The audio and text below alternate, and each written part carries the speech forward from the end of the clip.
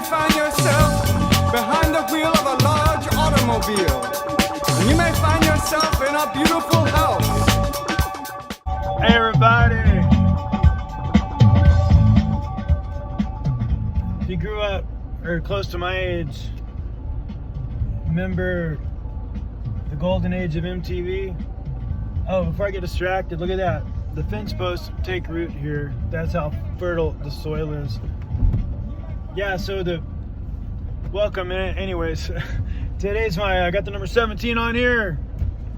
17 years in Costa Rica. It's the day I sold all my stuff and moved here.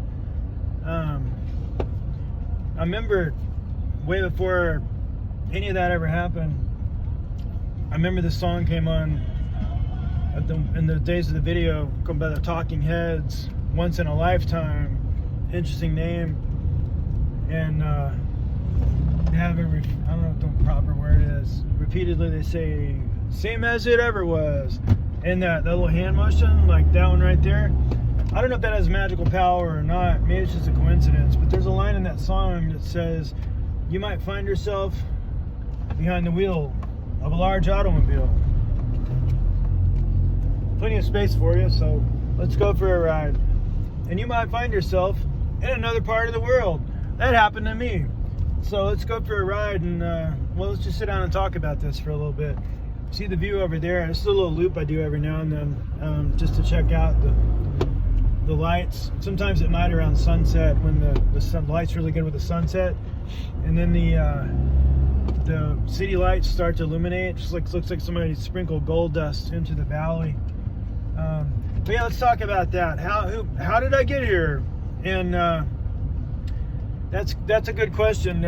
I went on a mission trip June of 03, and then I came back on another one June of 04, and we were going to a place called La Carpio. And the way it was, I wanted to do everything we did the year before, and the way La Carpio was described, I didn't want to go there.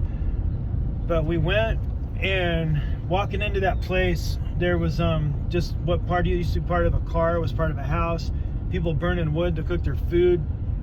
And I was walking right next to a guy named Roger Javins. Hello, Roger. And that's when God called me. I just had a voice inside me resonate deep inside of me. It was like, I'm going to die here. And it wasn't a fear thing. It was just something really profound, and I didn't understand it. And that was the calling. And so God called me. I said yes. It took a while to process. I didn't move here until December the 5th of 2005. So that was 17 years ago today, unless we're pre-recording this, or are we? And I thought I was going to work in that place in La Carpio for my whole life, and it just wound up to be 5 years, and then I shifted to another part, and I thought I was going to spend the rest of my life there focusing on skate ministry, and that was done in about a year and a half. But that was when I discovered that only God can uncall you. Only God himself. God calls you. He's the only one that can uncall you. And a lot of people get caught up in calling and things like that. But ultimately, at the end of the day, God calls us to himself. And I think it was John Eldridge that said that if he could summarize the Bible in just 2 words, it would become closer. I think that's pretty good commentary. And the pastor of my church also has pretty good commentary on it too. I go to IBC, International Baptist in Costa Rica. Paul Dreesen talks about calling, and really the bottom line, or long story long, as I've decided to start saying, the test of time. It comes down to the test of time, and we're really pleased to have this 17 years of longevity. And I feel like for me, the calling God placed on my life, our DNA, spiritual DNA, has always been another brother further, and that's it. I feel like one of the biggest parts of the gospel, you heard a holistic mission. People talk about, people aren't going to listen to the message if they're hungry. You got to feed them first. And it's just like the body needs food, the soul needs purpose. And for me, one of the biggest parts of the gospel is purpose. And when you do have a purpose, a lot of things just fall by the wayside, distractions. And people who don't have a purpose, they're the ones more apt to fall into temptation and distraction when you have that purpose. And I remember my friend Roger Javins, I mentioned, he was a big representative in Perspectives on the Global Christian Movement class, and he wanted me to take it.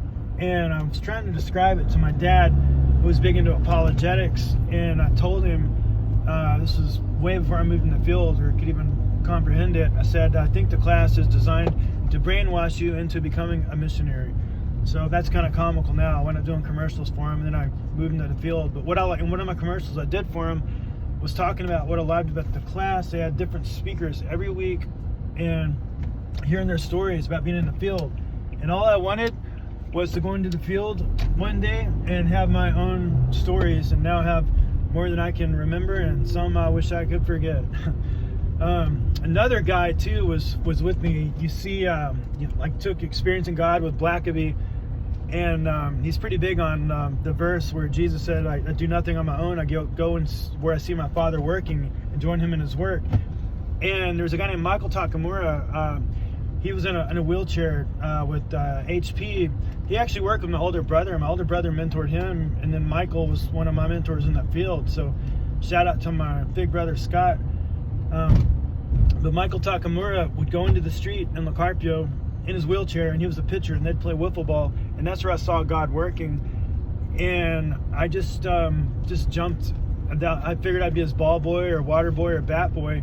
That was the beginning of our sports ministry, and maybe I'll put a link in the comments on this one to show you some of those old pictures.